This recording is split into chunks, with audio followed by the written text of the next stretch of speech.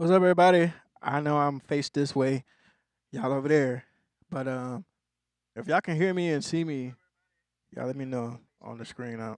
Um, if everything sounds like you can hear everything, let me know.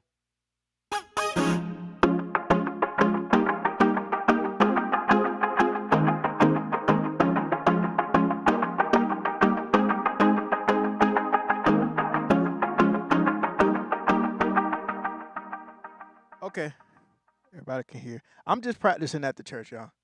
Practicing um, AUX at the church. I am using my regular Ableton session, so I'm not using the main stage rig. This video is not about the main stage rig. All right. If you do have questions about it, you can ask them because this is live, so I can see your questions. But I'm actually using my Ableton, my regular AUX Ableton rig.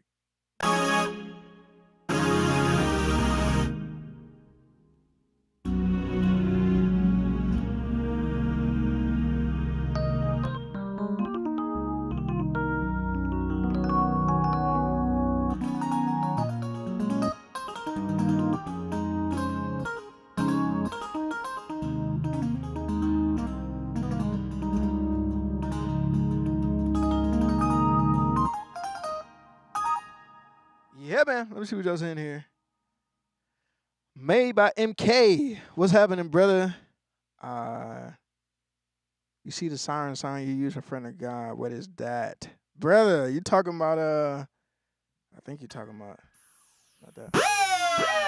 That sound. Maybe a mixture of that.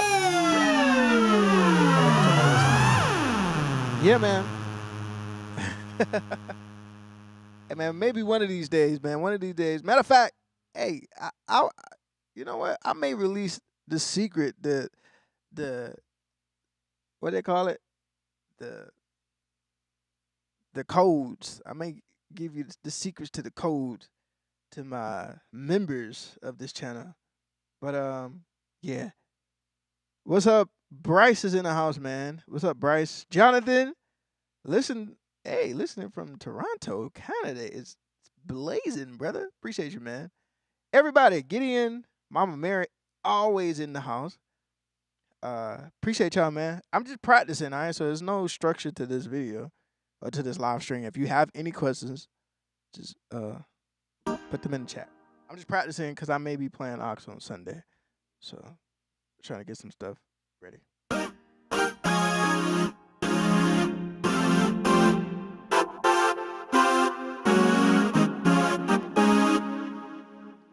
Y'all probably can't see this keyboard over here, but I have a Motif 6 over here that I'm playing on my left hand.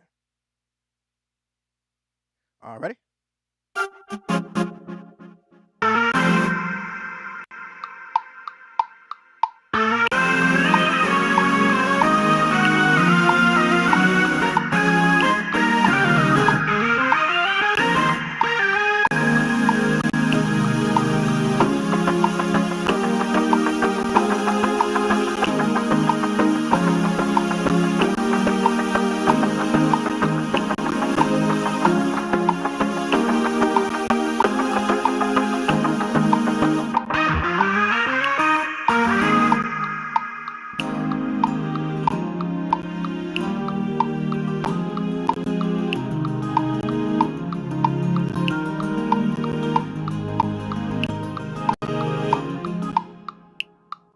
I may have to change my buffer sound. Let me see here.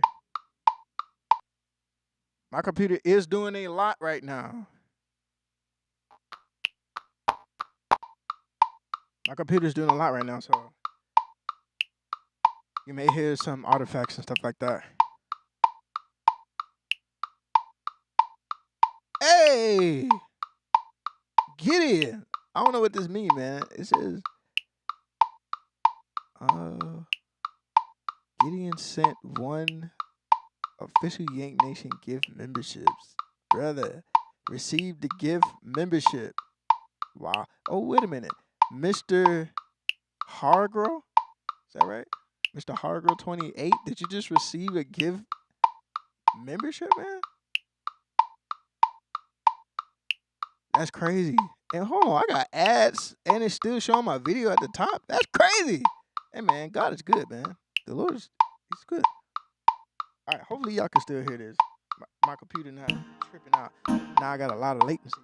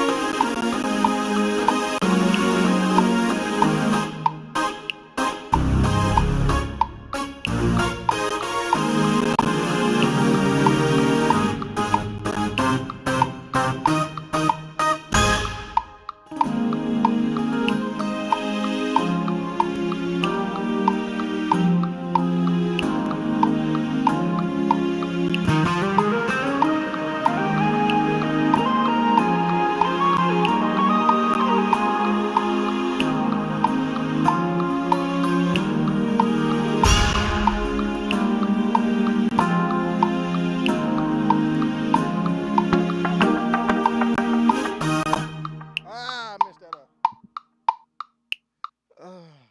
Once I come out of here.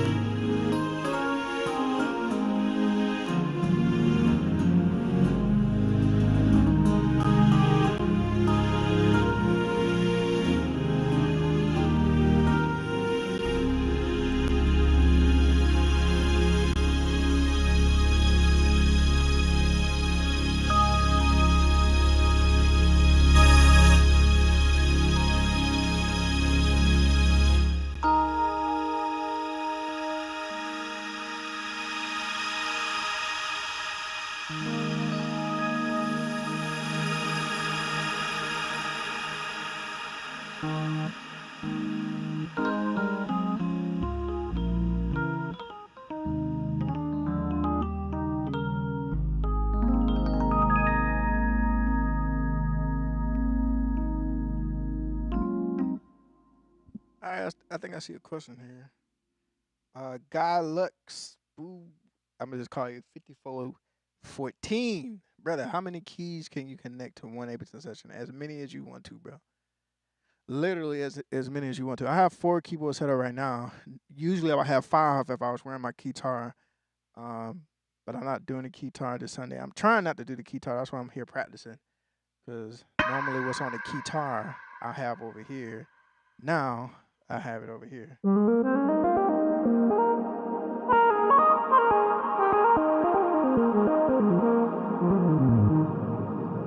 Yeah, so I'm just doing 3 for now, but you can have as many as you want to. I need to know that lead patch on the Nord MIDI. Hey man, I may have to just release. It's been so long, man. I may have to just release it only to the top members of this YouTube channel. I'm gonna have to say the top members because I'm gonna just have to say the top members.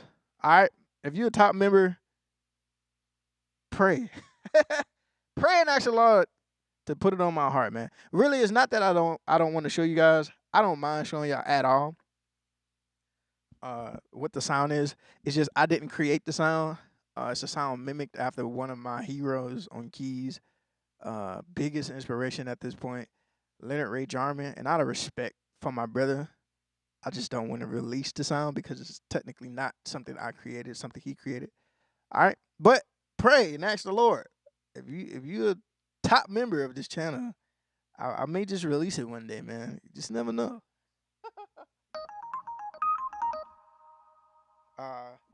Oh, pro tip for aux players.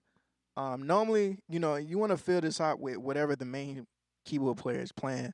One of my pet peeves as a main keyboard player is I don't like when I'm playing piano and I have a Rhodes texture underneath my piano as a mains player, and the aux player is playing Rhodes as well. I personally don't like that because they can conflict with each other, right?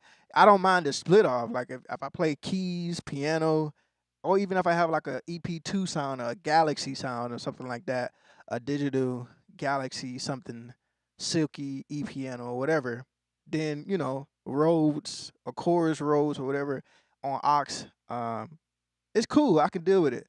But if I'm playing Rhodes, I hate it when the aux player plays Rhodes while I'm playing Rhodes. That's why I'm always listening on Sundays to Dave in my ears because sometimes Dave will play Rhodes as well, which is okay. I just want to be listening just in case, if he's playing Rhodes, I'll make sure I don't play Rhodes. You know what I'm saying? Whenever I hear him lay out on his Rhodes, then I'll bring mine in. But the pro tip that I was going to give is as an aux player, I think, like I said, this would depend. I had to preface it with the first part first. It would depend on what the main keyboard player is playing. But if the main keyboard player is not playing Rhodes, I personally think as an aux player, you should have a Rhodes patch underneath your aux sounds, somewhere underneath, because with aux sounds, without the Rhodes, it can sound very like the attack on a lot of, like, especially strings and pads. Like the attack is very smooth, real kind of glides in. But when you add a Rhodes underneath, it just gives definition to your chord movements. And as you can hear, I don't have my Rhodes really, really loud. I could turn it up.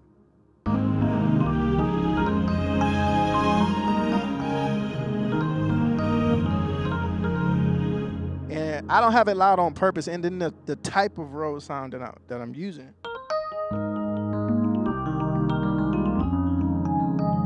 It's something that really, it almost sounds a little bit patty, if you will. Has a little bit of lush on there. It's an Amish, the Keyscape Rhodes. But that's just my pro tip.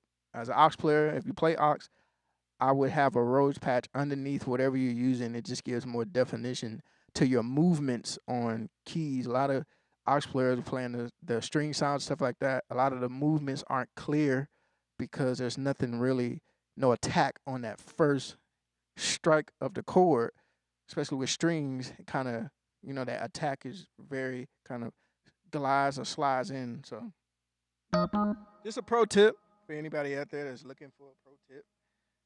There you have it. Where's it get in the Bible? All right. So what's another question I got here? You have your Yank Ableton rig. Yes, this is my personal Yank Ableton rig that I'm using right now. So this is not available like on any of my websites. I don't sell it. It's something I built. I've been working on for the last few years. I add sounds almost every few weeks. I'm adding something to it that I like. I added this one sound here. It's up. Where did I put it? I think I put it here.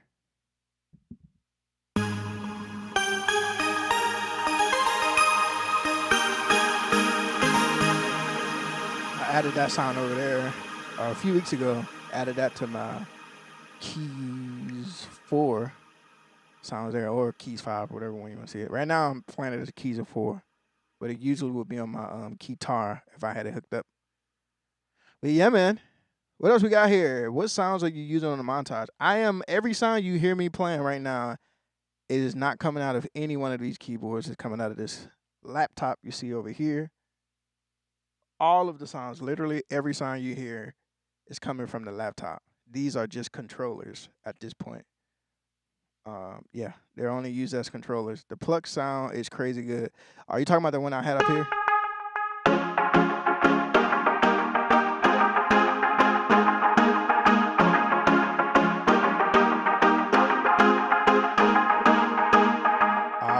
Yeah, man, appreciate you. So that's actually Leonard Ray Jarman's pluck sound, and you can get it. It's literally on Multitracks, multitracks.com. You search up Leonard's name. I believe this one is, I can't remember what color. I believe it's the blue collection. It could be the blue or the red collection. I don't know which one it is, but it's the one that he says he has in the description. He used it on William McDowell's record. So I think it was The Cry he did with Pastor William. He used it on that one. That collection has this patch in there. It also has the bells. And it was like Finish Work. I think it was a song called Finish Work. But yeah, man, that's that patch right there.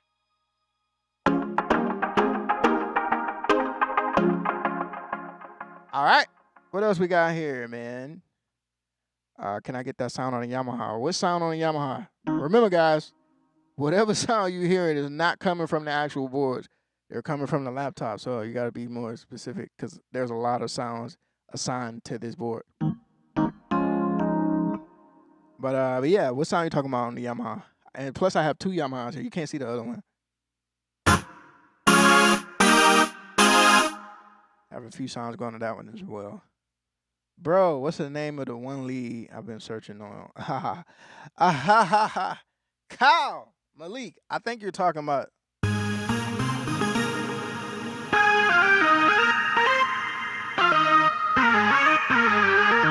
Talking about that sound. That sound is called Leonard's signature lead sound. All right.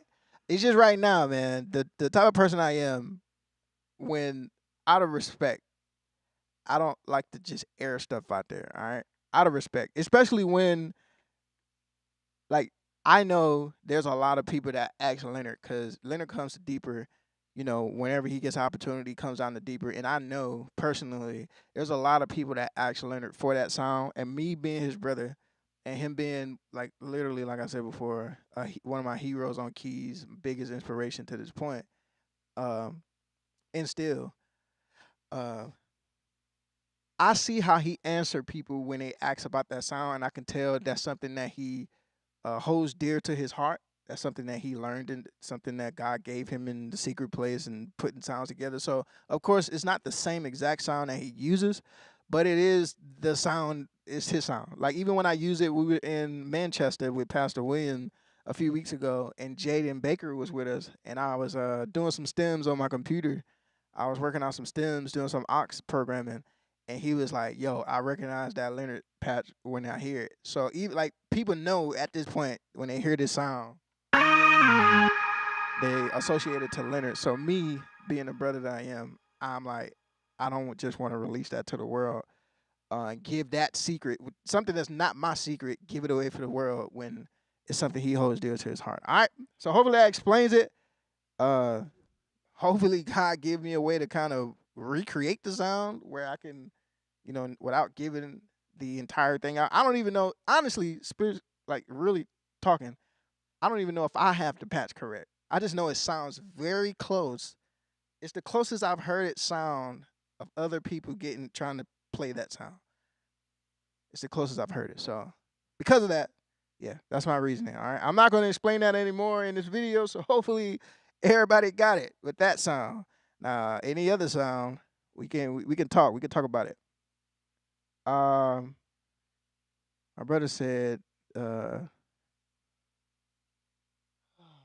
that's the one. Yeah, I just explained that. Sorry. You have to teach me, man. Reginald Jones, man. What you talking about, man? Teaching keys? Enoch! Hey, brother. I hope I bust your eardrum when I called your name, man. I miss you, brother. I miss all my family, my Yank Nation family, my Yank squad, Yank University. Oh, who we got here? I have been searching for this onboard synth lead bellish patch on the Nord you were playing. Yeah. So hopefully you was here when I explained all of that heart posture. All right, but I have other sounds, y'all. My other sounds must suck or something. Y'all don't like my other sound. Nobody actually they don't want to know what the other sounds are. They just want to know what the lead sound is. They got it in the Bible.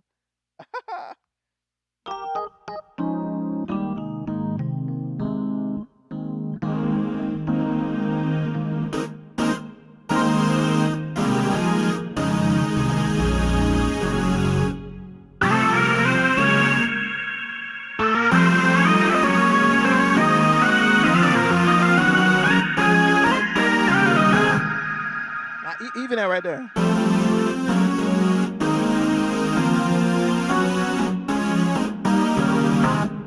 I believe the reason why you can really hear all of those stabs is because of that rose that's sitting underneath. If I take the rose out, it may not be that noticeable, but it is to me.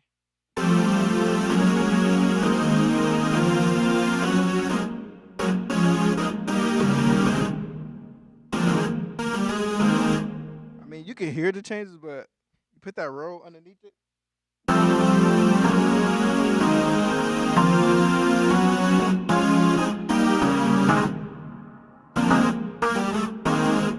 just hear those attacks on them chords. Bam, bam, bam. With the lead.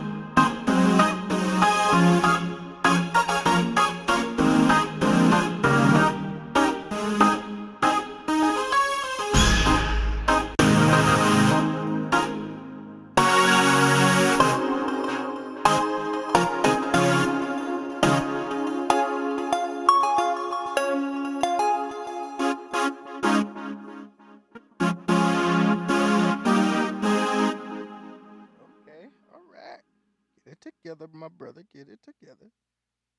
All right. I'm sorry. I skipped somebody's question. I'm so sorry, man. Uh, appreciate you, Enoch. The question about the. Let me go back here. So can you show us the reverb plugin setup? Sounds like super massive. On what though? How do you have it configured? If you're still here, I'm so sorry, man.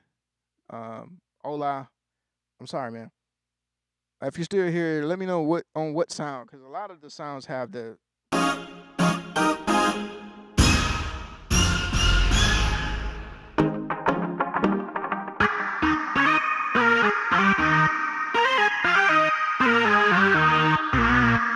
I don't know. Are you talking about this sound?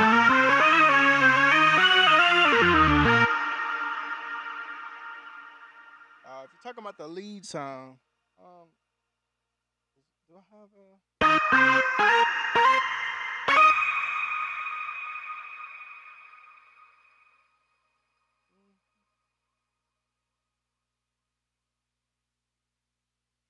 know I got a filter. I know there's a filter on there. Where is the?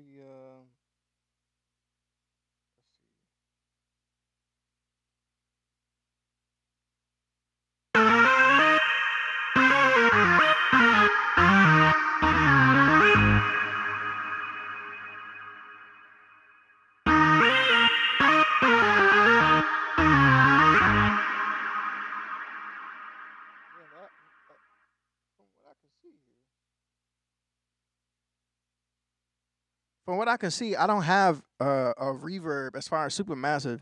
The reverb is per sound, so the different sounds that I have, they within Omnisphere, they have reverb on them. Certain lead sounds already have reverb on them. I don't think I'm running any more reverb to that patch. The reverb you're hearing is coming from, yeah. Even if I turn on the reverb down on that group, you still hearing that reverb because it's not a external effect. It's inside of Omnisphere. It's where that reverb is coming from. Now on other sounds, like as you can hear, there's a little bit of reverb there as well, but it's not coming from the external. It's from the actual instrument. If I add the reverb to it, now you're hearing that reverb, and that is super massive, as you were mentioning before. All right. 5414. How are you routing your feed to be so clean and live? I'm using OBS, man. That's how you you see my camera over there, but my camera is connected to OBS, and we run Dante at the church, which is this is really cool. So we run Dante, so I'm able to get the audio straight from Dante from my in-ears that I'm wearing, and that's what you're hearing, my inner mix going straight to Dante, straight to you guys. All right.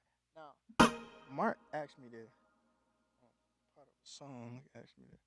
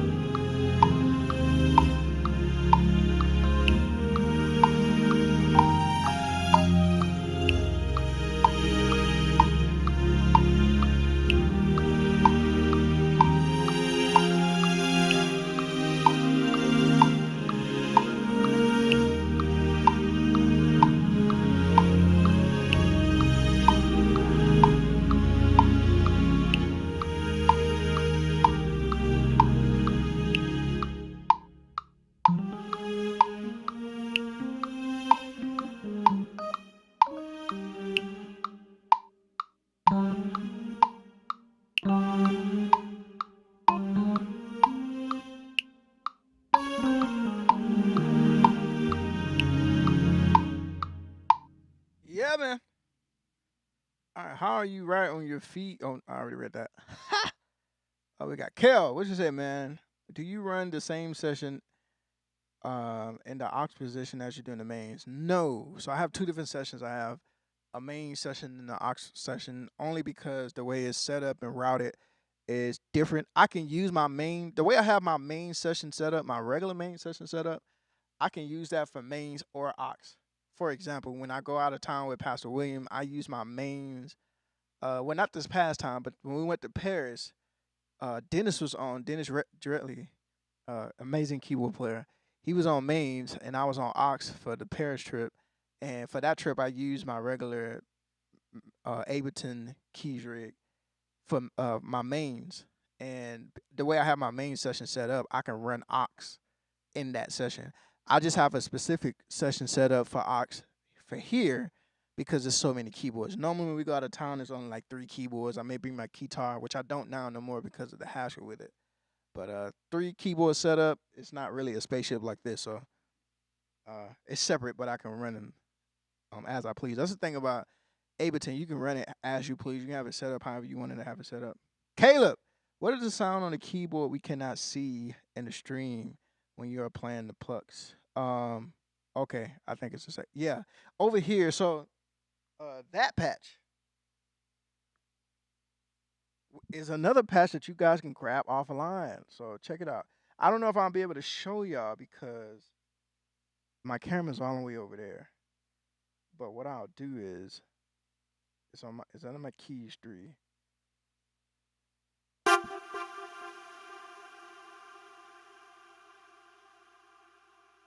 right. So I'll tell you what the name of it is. It's called King's Decree. So I said this earlier. If you go on multitracks.com and you search up Leonard Ray Jarman Jr. or Leonard Ray Jarman on Multitracks under their patches, their sounds tab, you'll find Leonard Ray Jarman. This sound that I'm using here, he has a collection that's called, I think it's the blue. I can't remember. It may be the red or the blue collection, whichever one of those that he used on William McDowell's The Cry record. There's a patch that he has in there called the King's Decree, I believe it is. Yeah, King's Decree. So this patch right here, and of course I have Verb, which is the Supermassive. Somebody mentioned before. I have that Verb on there to kind of fill up the space so it don't feel so empty and kind of stale in the box. But that's what that sound is. And then a lot of people don't know this about Leonard's sounds. And I've said this so many times, but I'll say it again. The sounds that you get from Leonard on Multitracks, you guys, it's not just, a lot of people download those sounds and they play it like it is, or they go into the live, there's a live segment of Atmosphere. You can go in there and they kind of just make their own, put their sounds together. Leonard, if you ever notice how Leonard plays, he has a little pad or whatever. He has what's called stacks, and he's mentioned this before because he used to sell a aux rig for Ableton. He has what's called stacks. He normally does 4 stacks. It'll be up to 4, should I say? He does up to 4 stacks per instance of Atmosphere. So this sound here is actually, I'll kill the Verb so you can hear it. This sound here actually has 4, I think 3 or 4. No, it's 4. 4 different stacks within it. So the first stack, which is known as stack 1, or he set the stacks to the lowest notes on the keyboard range, not on your keyboard, but the actual keyboard range, which is C-2. It's the first note on the keyboard range. So that's why I have this pad here set to is C-1. I think it's C-2. I think that is C-2. That's what that's set on, and that's controlling this keyboard over here. If you listen to the sound, that's the first stack. Then I'll go to the second stack. Now you hear it added a little bit more brass to it, right? Then I go to the third stack. Now it sounds a little bit more fuller. Then I go to the fourth stack. Now we got us floating in the sky, right? These are 4 different stacks that's already come. I didn't edit the patch. I didn't do anything. This is how the patch comes. A lot of people don't know that. They just go in, they either use a sound, however you open up that certain multi, you use it like that, or they'll go in and create their own mix of those different layers, which is fine. That's how I've created other patches that I use, is going and doing my own thing. But how it comes out of the box is already, no pun intended, but how it comes out the box is already dope. So what y'all hear me do is I'm using, and you can use multiple stacks. That's another thing people don't know, is you can use multiple stacks. So it's not just a one or the other. Like you can only use 1, 2, 3, or 4. You can use 1, 2, 3, and 4. You can do all 4 at the same time, and all those sounds are playing at the same time. Normally, when I'm doing stuff like I'm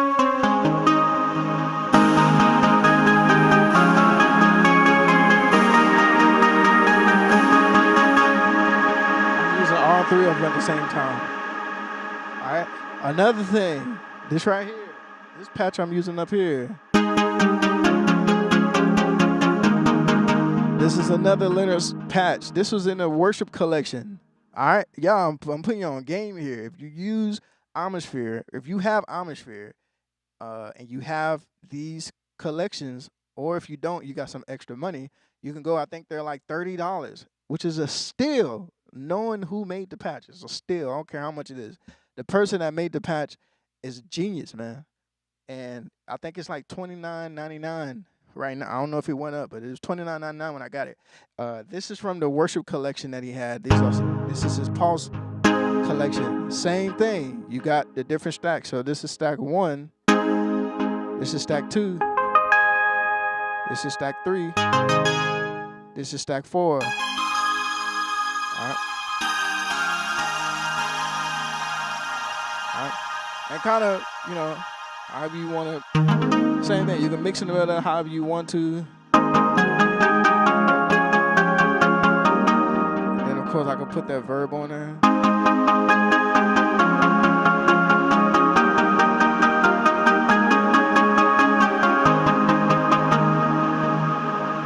And that's how we sounding full like that. All right? Literally. And then here's another thing, guys. Don't, this one turned into a whole nother type of live stream. But here's another pro tip for all my guys that's wanting to learn aux, and you see what I'm doing and you're like, man, that's cool, that's dope. What sounds are you using? All of those questions. I would say this is what helped me to progress. I would tell you this is the God honest truth. Before I came to Deeper, I could play aux, but every keyboard had its own sound. It wasn't like multiple sounds and all of this verb, and every keyboard. I probably had a little synth joint happening. You've seen the Yank Nation videos. I had a little synth joint happening up there. I may have had some, patches here, some synth brass patches, and like some strings, analog pads, something like that. But to the extent that I do it now, I was not playing aux like this. All right, I've learned this stuff over the course of 3 years of being here at Deeper. I got to Deeper in 2023.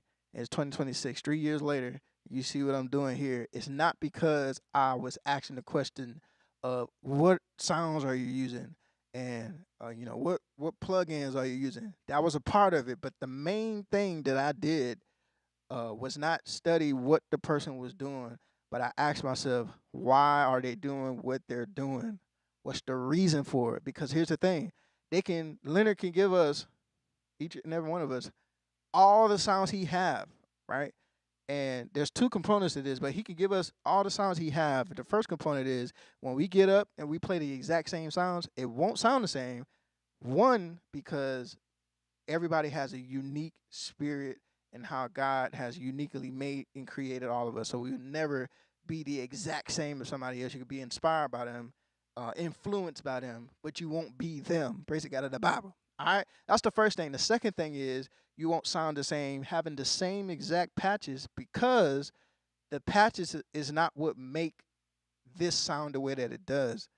I know that sounds crazy. Sonically, it does, but what's making it sound the way that it does is understanding how to use the sound. So a lot of people have this pulse. They have these patches, right? But it's like, understand what these things do, what each sound is capable of, and where these sounds sound the best. right? So with a sound like this, right, by itself is really cool. You can add some verb to it and do it almost like a soft bell type, you know.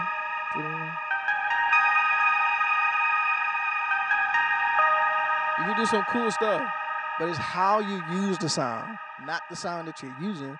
It's how you use that sound.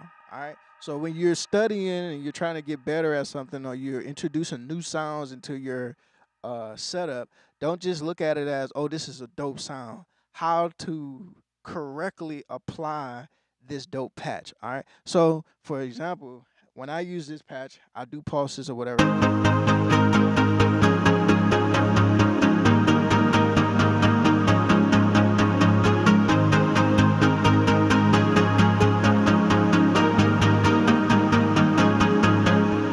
That sounds good, but I know I can bring it out if I use the sound the correct way. So instead of just using that, I can do something like this.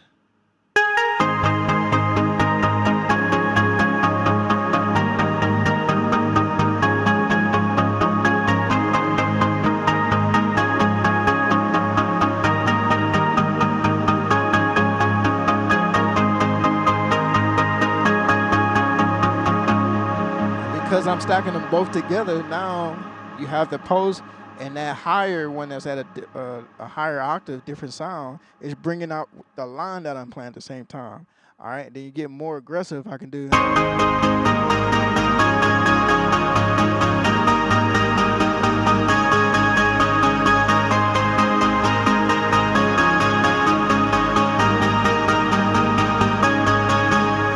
another thing. I'm glad this is happening. Another thing, I'm gonna come back to your questions. I'm not sure if y'all was asking questions while I'm doing all this. I'll come back to them.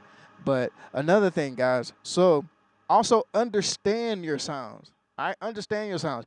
You can't do everything with every sound. Okay, you gotta understand your sound. So with this sound here, there's a limitation on the voicings on these sounds, right?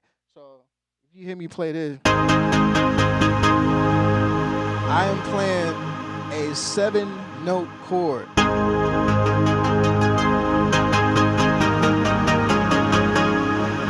And as I'm building in my chords, some of these voicings can have more notes in them depending on what I'm playing. And what happens is, if your patch is only allowing a certain amount of voices, which I think with this patch is almost like it's between 6 or 8 voicings that you can use all together, then the more notes you play is actually defeating the purpose of the sound, because you're not really hearing all of those notes. And what it's going to do is, because it's receiving all of that MIDI data in, say the voicings is set to 8, but you're playing 9 notes, right? They're gonna start phasing each other out, because the engine or whatever sound you're using, like Omnisphere, is trying to decide out of these 9 notes which 8 are I'm going to prioritize, because that's all they got set for it to do, right? So as I'm playing all these chords and I'm adding all these notes in there and I'm thinking I'm sounding full, I'm actually not sounding full at all. I'm actually degrading what the capability of the sound, because I'm playing more notes than what the voicings are allowing me to do. So that's where, when you see Leonard using these sounds, don't just say, oh, that's cool. What sounds are you using? I want to do that. Understand what he's doing. A lot of what he does up here, especially with these sounds and these patches, you can do simplicity and it still sounds full.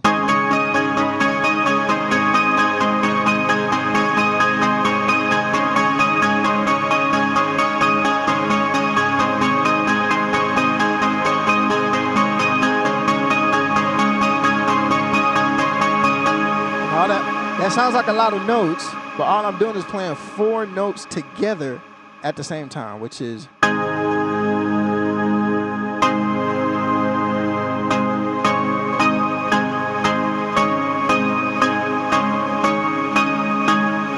time the notes connect, it's only 4 notes. So now I'm getting the brilliance out of the sound, because it's not trying to compete and play a whole bunch of notes. And I'm not talking about, like, you know, not that. It's the notes you play together when you.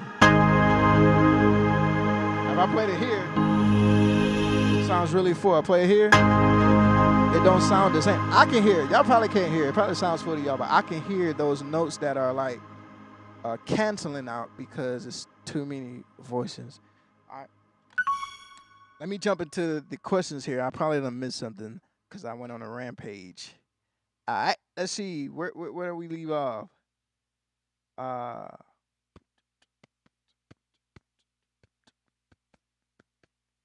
Okay, yeah. Levi, let's catch up right here. How do you guys rehearse and prepare for Sunday mornings?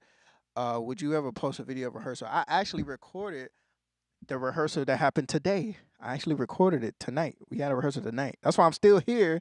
I normally play mains on Sundays. There's a possibility I may be on AUX on Sunday, and I don't practice at home. There's a bad habit that I've created, but I don't practice at home, especially with AUX. I can't practice at home on AUX because I don't have 4 keyboards at my house to practice on. I only have 1.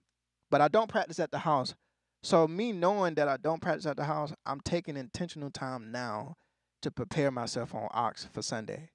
That way, Sunday come, I'm not thinking about what sounds I need to play, when my hand need to be here versus over here, when I need to turn my body to this way so I can play this. And by the time Sunday come, I know it's kind of like dancing, right? Like it's like preparing a choreography.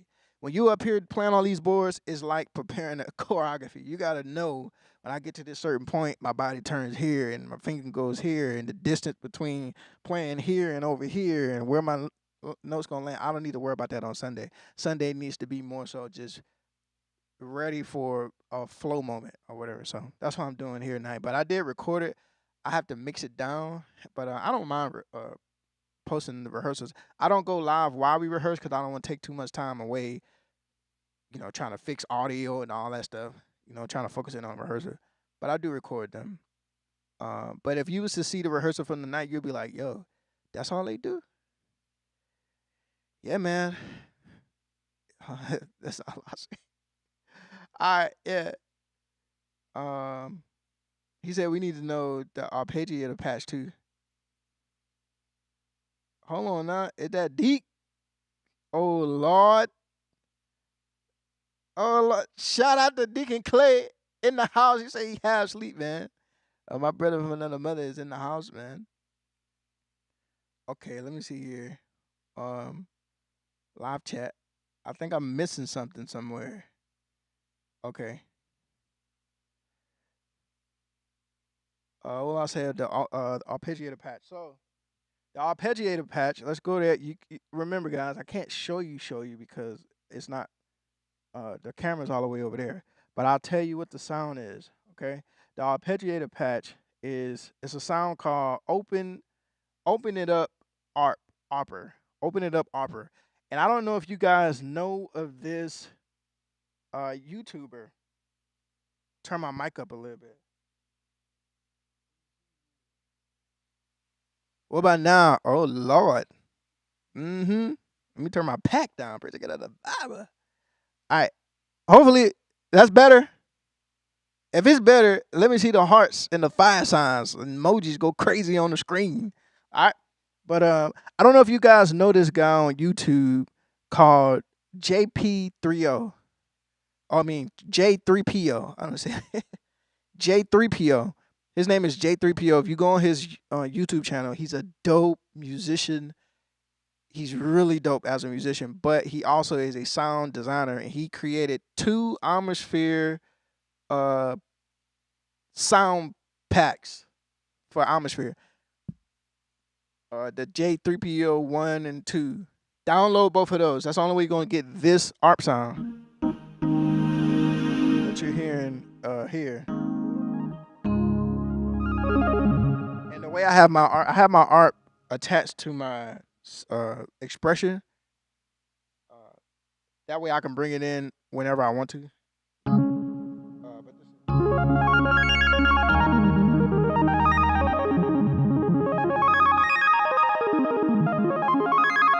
And then I can control the speed of it as well.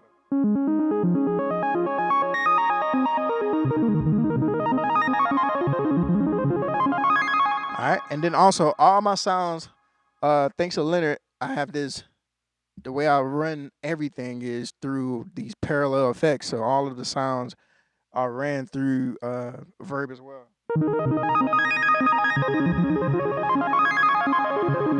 right, I can also filter this out to give it an even crazier effect.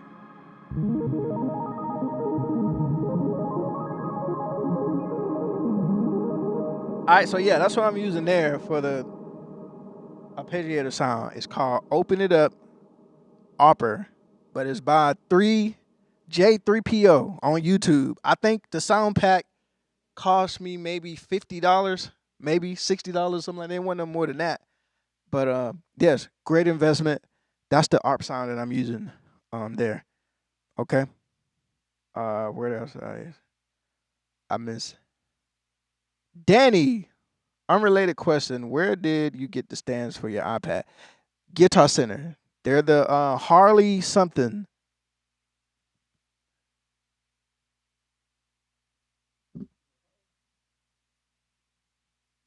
No, I'm lying. It's called Hercules. Hercules something. Something Hercules. Um, but just type in Hercules and it's a yellow and black brand. That's where I got these from. And these are, in my opinion, way better than the iClip. The iClip came in handy though when I first came to Deeper, because you can hook up into anything. Actually, Deacon Clay, I don't know if he's still here. He uses the iClip when we went to Manchester. He had the iClip set up in front of him here. I think he had like a microphone stand, and he had the iClip there. iClip is very, very useful as well. It's just this one has a longer neck or arm, if you will, where you can kind of get it to face up a little bit and not be so flat. You don't necessarily need to use an external microphone stand. You can just clip it on straight to, like, this one is clipped to a microphone stand, but on my on the mains down there is actually clipped onto the back of the stand there, the keyboard stand, and you can see it faced up like that because the neck, the arm on it is it's pretty dope, pretty dope. So what we have here, I appreciate the questions, man. Y'all keep the questions coming here. Dr. K, I tried getting the YANK Keys Rig, but the site isn't working. Oh, no. Go to the description of this video. All right. And it may not be working because I was using another website, but now with Brandon Pritzker out of the power, we got the Yank Nation. It's called www.yanknation.com. You can go there. You can get the MainStage Keys Rig there. Which Supermassive preset are you using? Okay. All right. Y'all asking the questions. Let's go through it. So it's actually the same setting for all of where I have this effect going. It's the same everywhere. So I can go to any one of them, honestly. Supermassive. All right. And those of y'all that don't know about Supermassive, it is a free Valhalla, I think it's called, Valhalla reverb / delay that you can get from Valhalla's website. It's free to download. And I think there are other verbs which are really dope. I have the Shimmer, that's $50. They also have the Room verb, they have the Vintage verb, and I have the Supermassive. They have some other stuff as well, but that's the four that I have from them. But Supermassive is, yeah, all you need. Now, I don't know if when you put these presets on your end, if it's gonna show up the same, because I think they were altered just a little bit to fit the needs of what I'm doing. But in the mode, it says Hydra, in the mode, and then the preset is the Hydra Harp preset. But I could just go through here. You may want to write this down or put it in a note or something like that. You have on the mix is on 100%, 100% on the mix because I'm running parallel, so it's not affecting the dry signal itself. Mix on 100, the width is on 100, the delay is on 476.5 milliseconds. The wrap is on or warp. I say wrap. The warp is on 84%, right? And then underneath, yeah, it's milliseconds. And then the feedback is on 74%. The density is on 77.2%. The mod rate is on 0.24 hertz. The depth is on 68.4%. The EQ on the high end, we got 74 7490 hertz or 7490 hertz, and then the low end is 30 hertz. All right, and I think that's hertz. Correct me if I'm wrong. I think that's hertz. But anyways, that's the setting. And everywhere that I have a verb going, so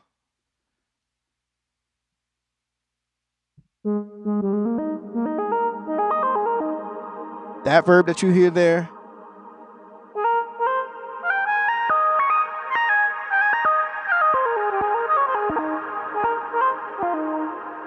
that's the supermassive. That's the verb you have there. Let me turn. I have another verb that I have going on.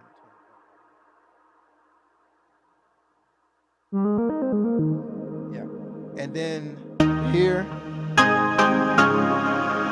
and it may sound different, but it's because I'm using a different type of sound, right? This sound has a lot bit more, a little bit more high end, so you hear that there. But the way it just fills up space, really dope. All right, so that's the settings for that. That you have there. Let's go here. I'm going slow, but I'm sorry. Uh, let's see. What did I miss? Jason, what's up, man? We got Yank. Yank is in the house, man. Uh, what MIDI file is this? I'm not sure what I missed something somewhere. That was a pro tip for sure. Thanks, no problem, my brother. The tutorial. Look, I got ads, y'all. Listen, there's an ad just popped up on my phone, but you can still see the live stream. That's just it's crazy work. All right. Yes, Terrence has put the name of the stand there. Bro, what was the song yo bro wrote years ago? Huh? What song? You talking about Keep the Faith? Are you talking about Keep the Faith? This tutorial is awesome, bro, and very helpful. Thanks you for not gatekeeping. Yes, sir. Oh, ma'am. I don't know. Yes, sir, man. Burning the Midnight ORC. Hey, Anaji is in the house, brother. That's my guy, man. I don't want to say prodigy because I hate when people be like, yeah, it's my prodigy right there. I would rather them say that they're, I would rather him say if he's my prodigy and I don't want to just label him. But that's my guy, though. That's my guy. Uh, Elijah, hey, first time looking at your video live. I wanted to know if you get the app on your computer, can you use that and use Logic Pro for your click tracks as well? Yes, you can. Do both at the same time, or you can use Ableton for your tracks. The app is just for MainStage. MainStage and TouchOSC communicating to each other. MainStage hosting the sounds. TouchOSC is the MIDI controller controlling those sounds, and then you can use Logic to do whatever you want to separately. It shouldn't affect what you're doing there. When is Yank University coming back, brother? Hey man, y'all keep me in your prayers, man. This season has been very busy.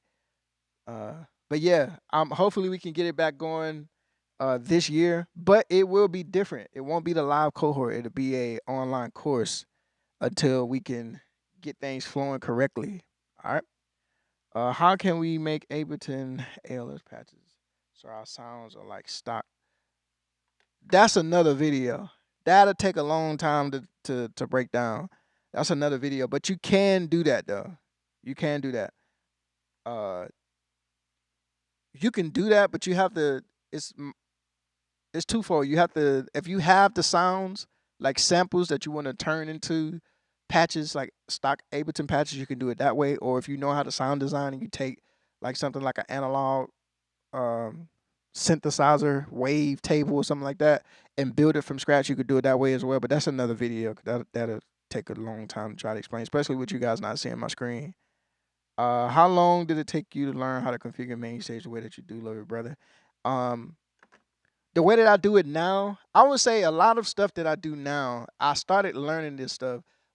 A lot of the way that I do it now, I started learning it when I came to Deeper 3 years ago.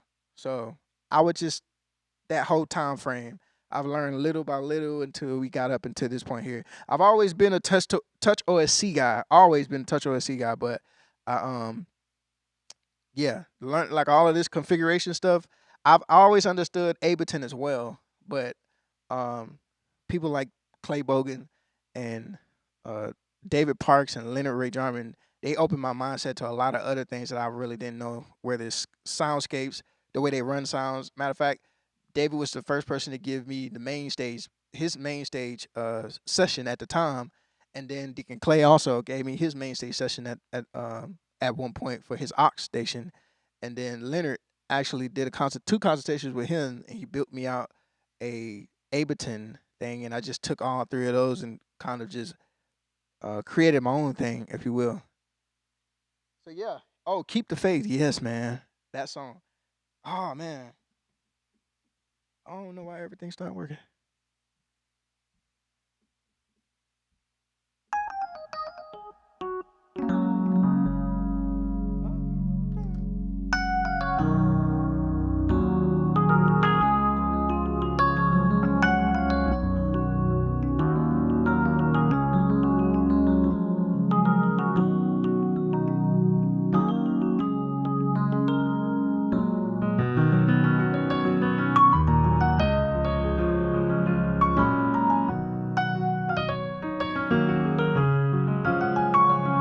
Yeah, man. Yeah, that was a good one. Keep the faith. Me and my brother Eddie McCoy wrote that together. Uh, you use your iPad for everything else. I'm not sure what you mean by that, but if you're saying, hey, Terrence, I appreciate you, man. My brother said he is out. I appreciate you, man. Have a great night, my brother. What we have here, I don't know if you're saying like you said you use your iPad for anything else. Oh, anything, not everything. I'm sorry. I'm having a little moment, y'all. It's late. Anything else? It's just for Touch OSC. That's all I use it for is Touch OSC. We have an app that can control the front of house board. If I don't feel like walking back there, I can use that. But I just use it for Touch OSC I create a master uh, MIDI controller that controls my Ableton session. That way I don't have to touch my computer. As y'all can see, I'm only touching my computer to show you guys settings and sounds, but I haven't touched it to actually do anything and control any sounds because I can do it from the iPad. It's a plus to have a physical controller that has buttons and switches on it as well. But when I go out of town and travel, it's mainly just my iPad controlling everything that you see. Dr. K, how did you create the router you use on Nothing Better? Oh, you're talking about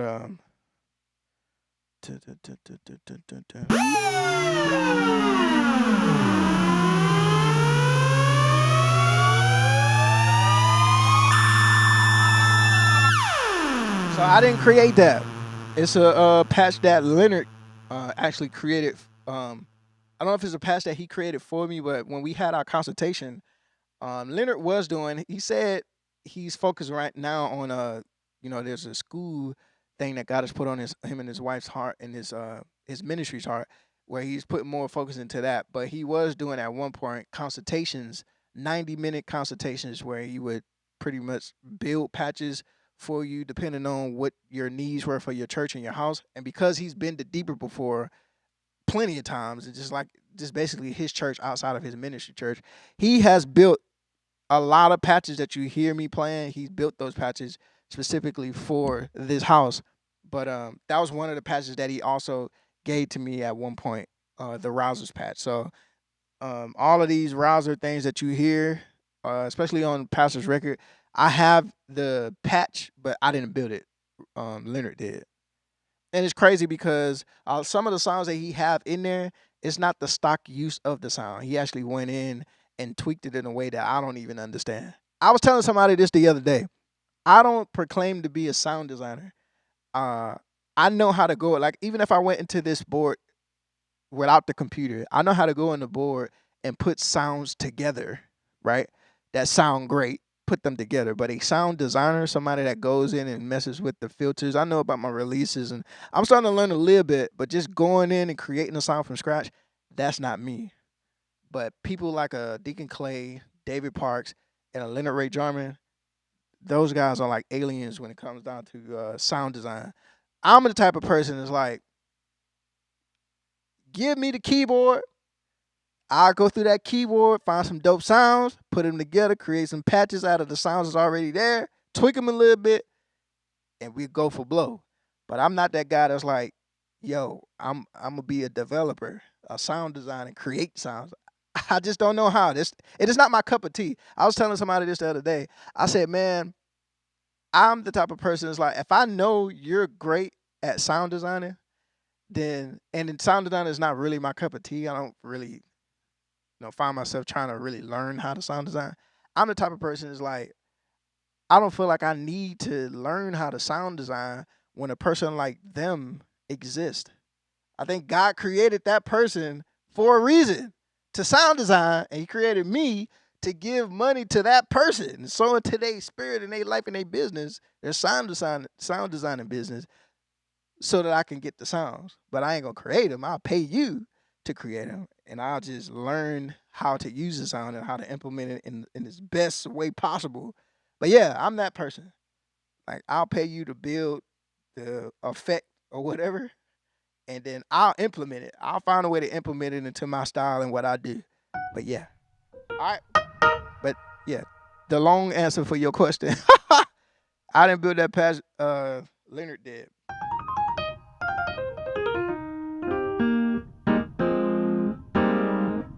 Yes, man. I would actually keep this live up. I'm not gonna lie.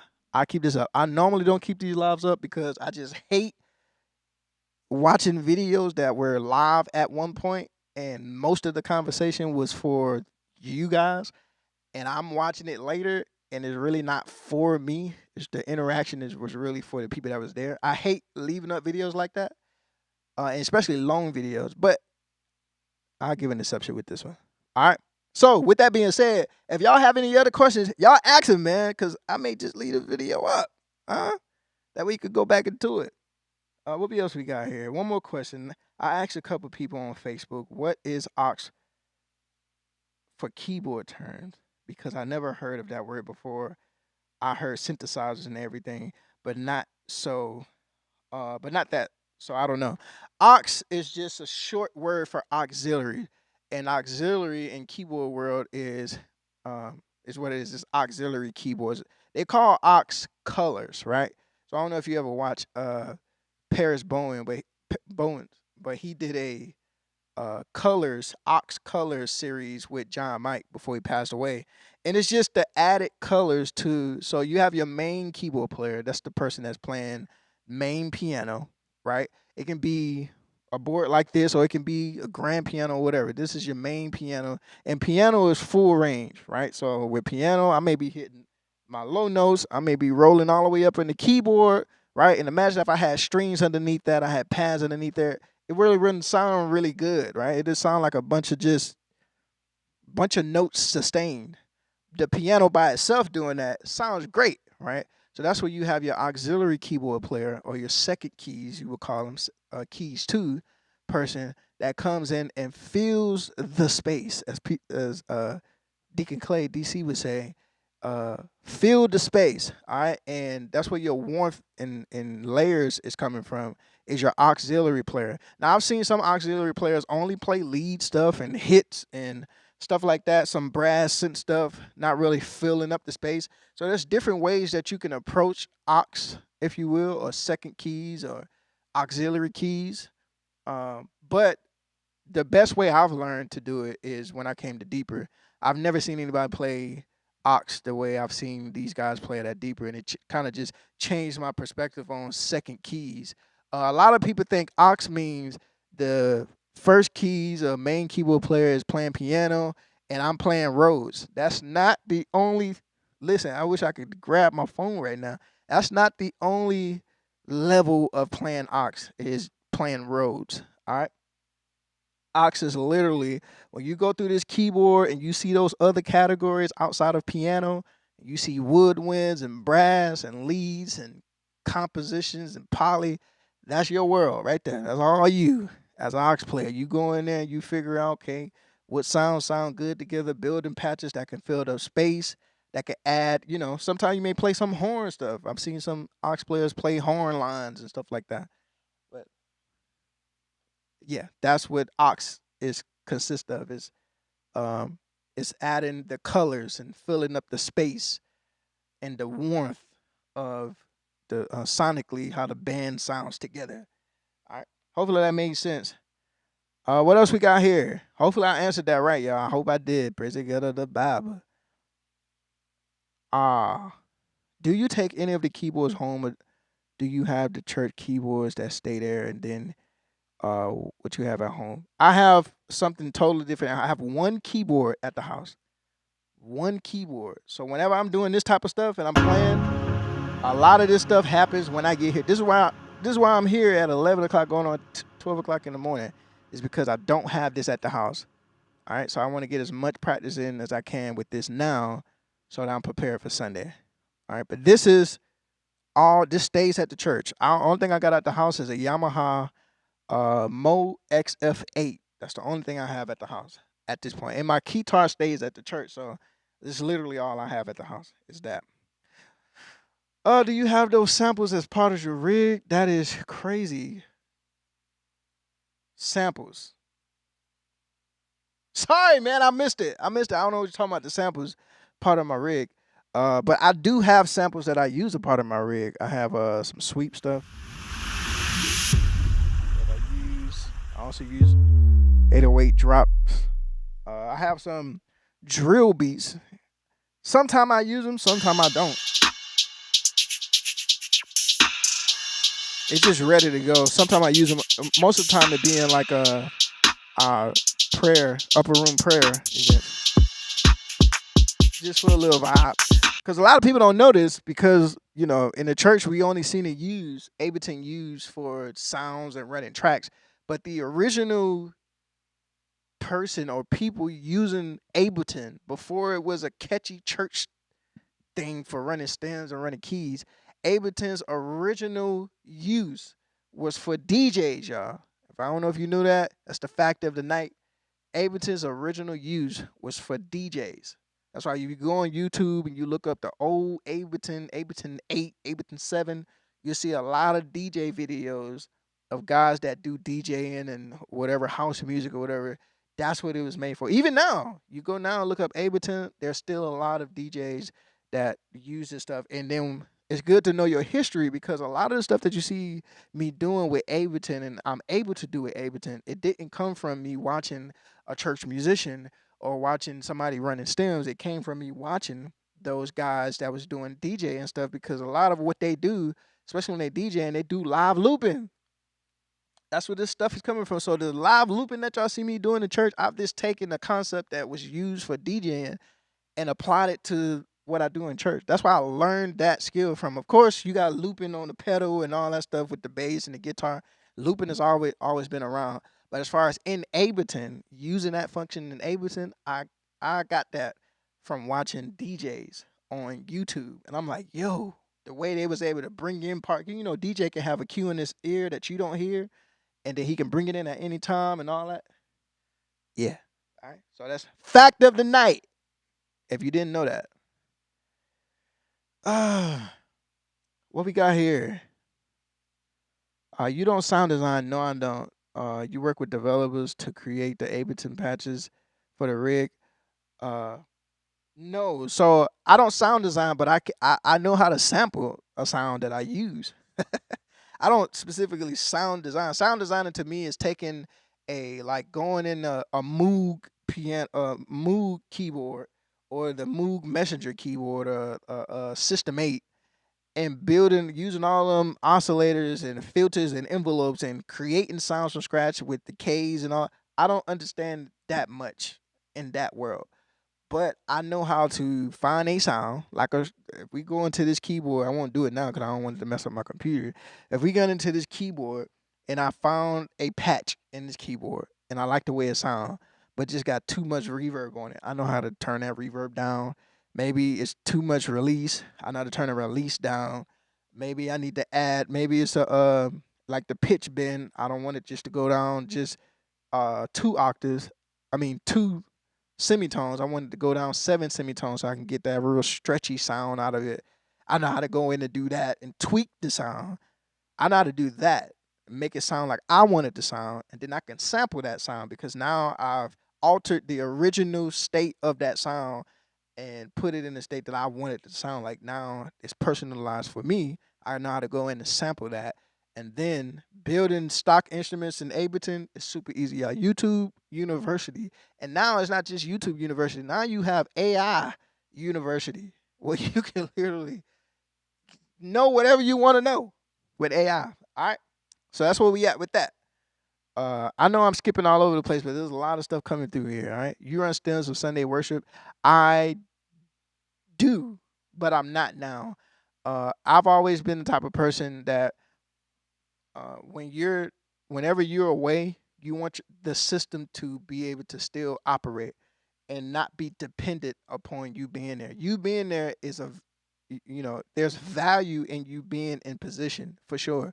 But if you're ever out of position or need to go out of town, need to go out of emergency, whatever vacation, you don't want the system to crumble because now you're not there.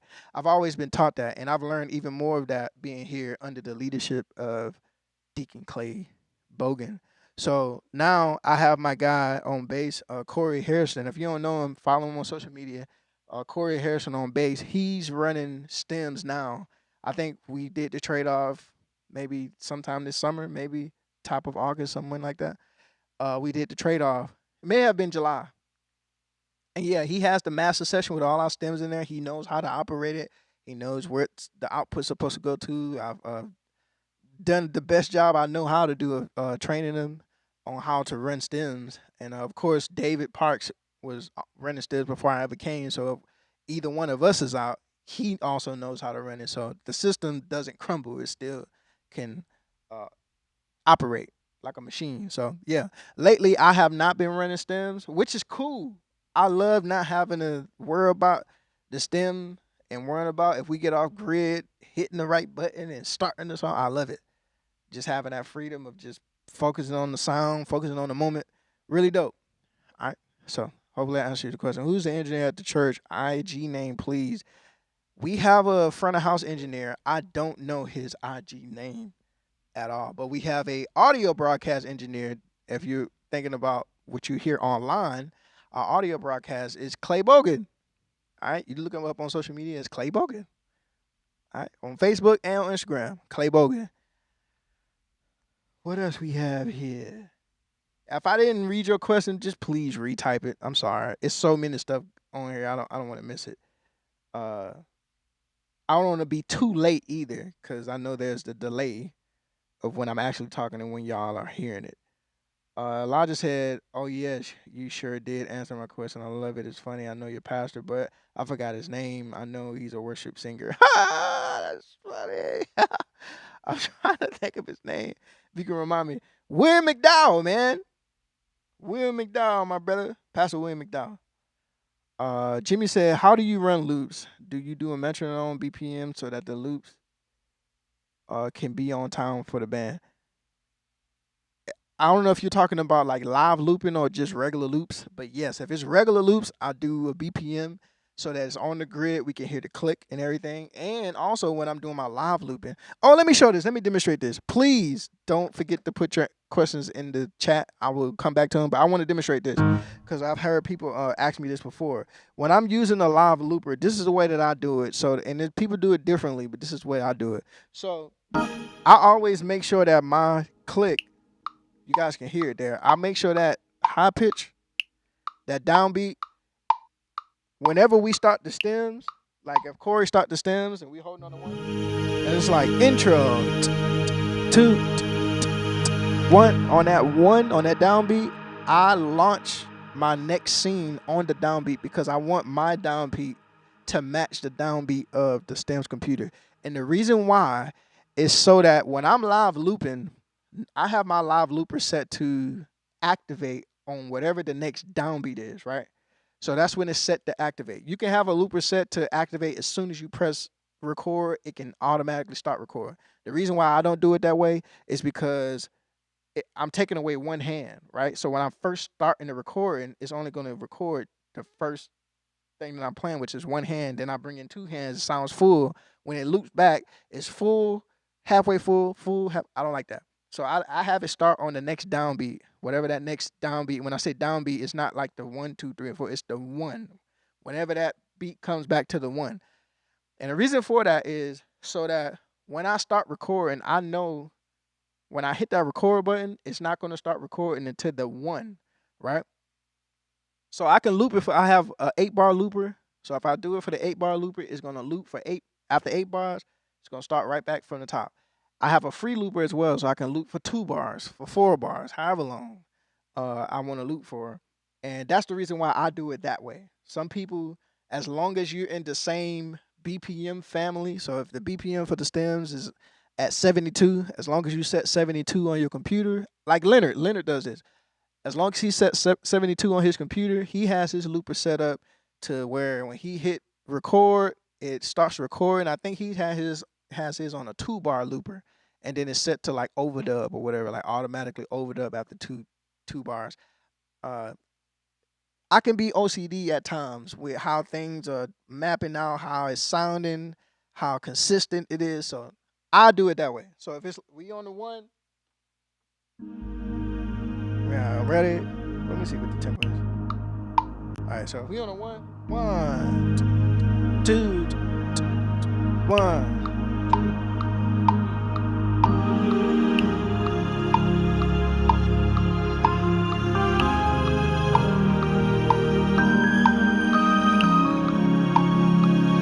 I'm gonna make sure that I start my scene or the click that you're hearing is because I have it going to the click. It's not that my click is playing at the same time as the click over there. It's just the click so you guys can hear it. But that's what I'm doing. I'm firing it on that downbeat. So when I start recording, everything is based off of the downbeat. I don't have to think about, oh, is it gonna start recording on the 3rd beat? When did I start it? It don't matter. I'm starting it right on the downbeat. All right. And I used to be in the habit of as soon as a song starts, I would do what I just showed y'all, like intro, 2, and make sure I hit it on the down. 1, 2. I don't do that all the time now because I typically know at what point of a song I want to introduce a looper if I'm going to do a looper. And sometimes it's not at the beginning of the song. Now there is certain songs that we do, like let me see if I can do it. When we do Alleluia, I think this is the tempo. Let's just play like this is the tempo. I don't know if this is tempo or not. We'll play like this is the tempo.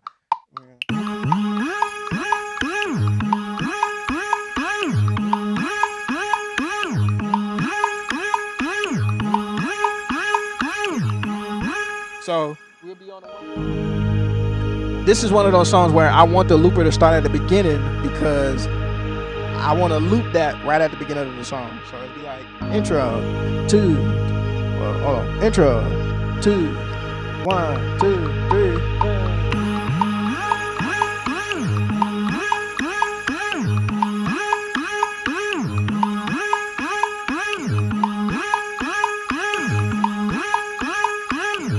I know I'm gonna get over here and do something like.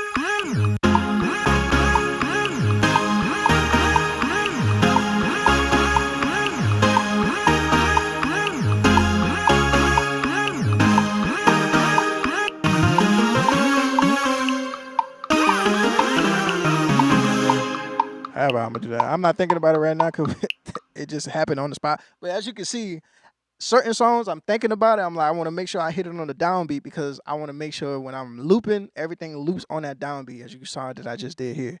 Other songs, like especially the ballads, I know I'm not looping in the beginning of the song. I don't really worry about when I press launch the scene for the tempo to change.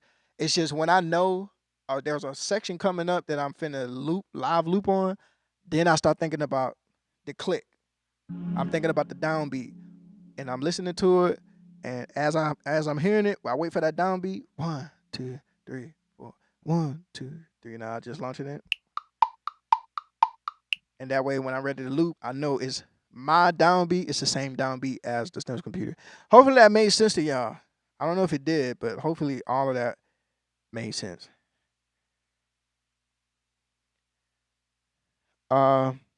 What else we got here? AI University, yes sir, doc.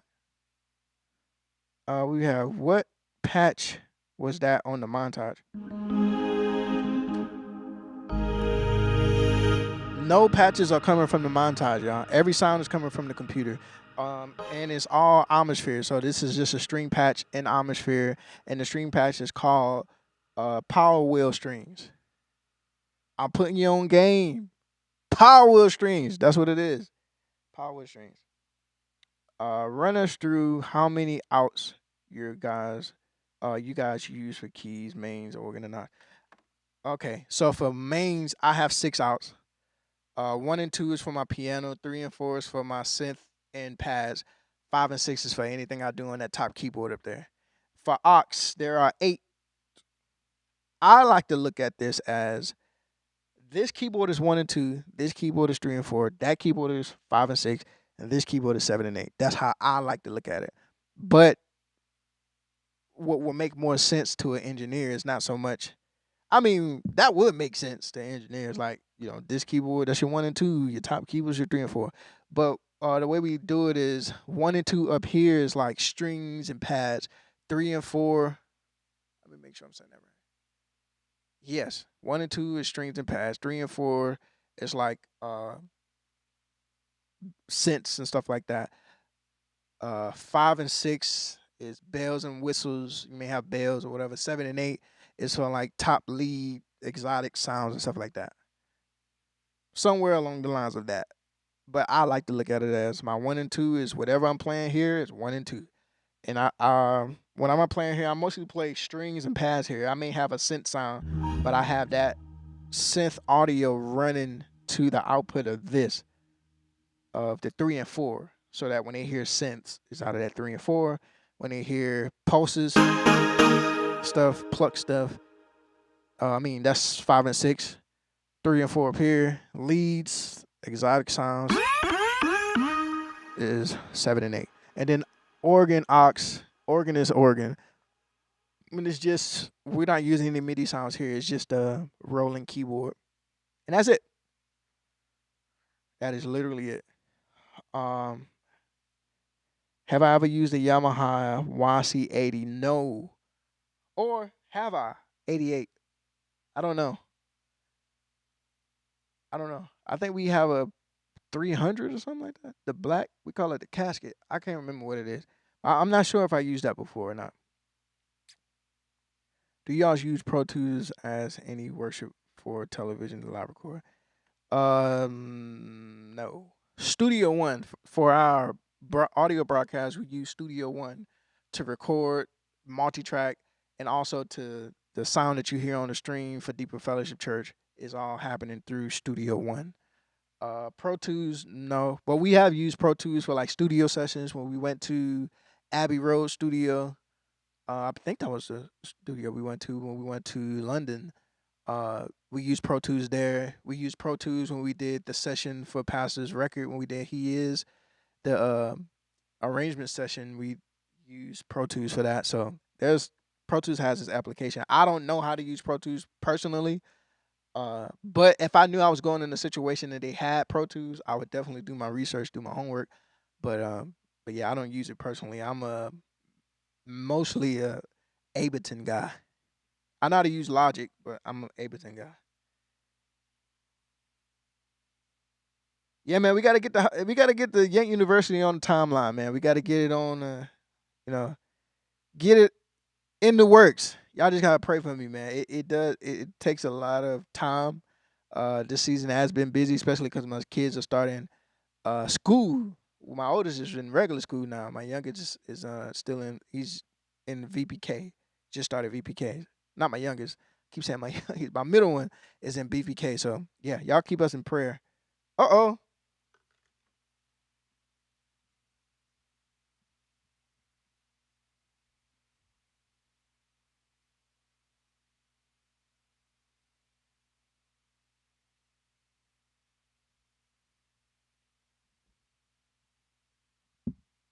Y'all didn't lose me, did you? It looked like y'all lost me. I had to go check again. Let me get that loop going. That was tight.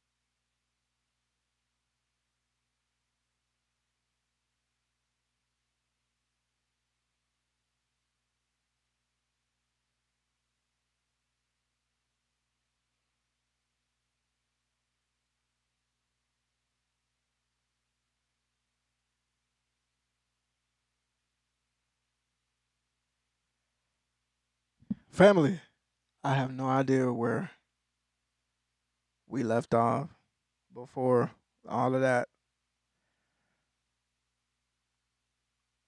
But I will be keeping this video up. That's for sure. I'll be keeping this video up. Thank y'all, man.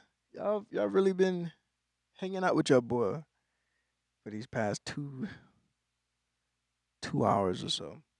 But thank y'all. Seriously, thank y'all for being here tonight. I know I didn't get a chance to answer all of the questions that was coming in. This last part was literally just the Holy Ghost just flowing here. So we'll do this again another time. Hopefully next week, Thursday, same time. Maybe after our rehearsal, so 10-ish, 10 p.m. Eastern Standard Time. Thank y'all though, man. Thank y'all for staying. You can drop your questions in the comment section. I will be leaving this video up, so I'll be able to come back and view those questions. But thank y'all, man. Thank y'all so much for staying with your boy.